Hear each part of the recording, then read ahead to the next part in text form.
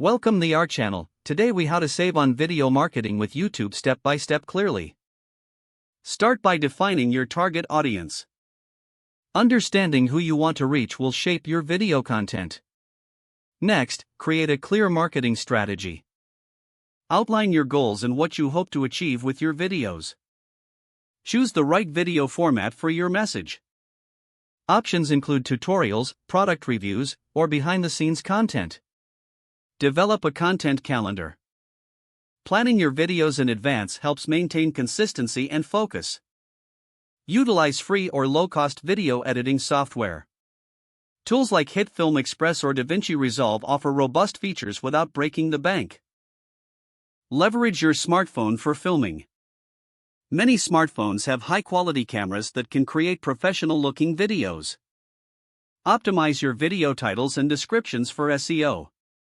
Using relevant keywords will improve visibility in search results. Create engaging thumbnails to boost click-through rates. An eye-catching thumbnail can significantly influence viewer interest.